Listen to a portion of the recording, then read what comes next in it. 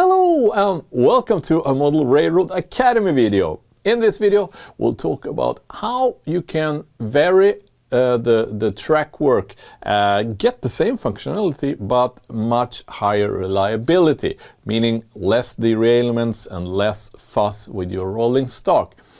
And what we're going to look at is how to create a siding after a curve. This is very common because we typically build our model railroads in rooms, and well, the sidings then typically is somewhere after a curve, meaning where the room corner is. So this is a common situation, and if you look into many of the track plans, you find both in books and from the manufacturers of the tracks, they have actually laid out the turnouts quite poorly. So this is hopefully a guide which helps you to do better track work, which also suits your preferences. So let's get to it.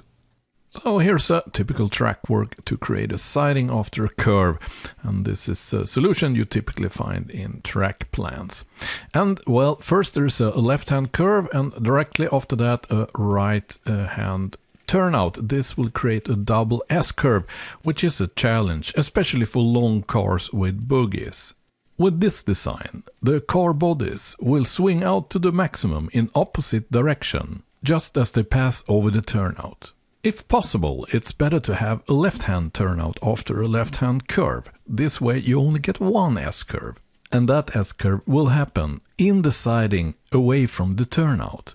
One solution to overcome this S-curve problem is to add a straight section between the curve and the first turnout. Make sure that it's longer than the longest car you have. The drawback with that solution is that it shortens the siding. In most cases you want to go the other way, meaning you want to optimize the length of the siding. Then a curved turnout is the solution for you. The only problem with this is that curved turnouts are not all that common in the prototype.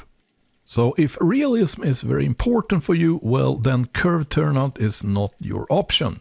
But you can still have basically the same track work but using a standard turnout instead. So this solution gives you the long sidings. It helps you to avoid the curved turnout and at the same time staying in the same space restrictions for the track work. Alright, so it's not just about getting the turnouts in place to get your siding, but it's also to get a good reliability, no derailments, and also to suit your preferences. That's of course the first priority.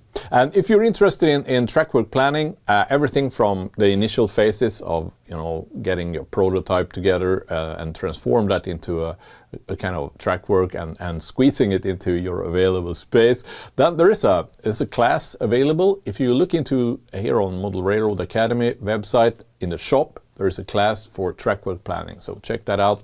It's a helpful guide to take you all the way from beginning to actually ballasting the tracks.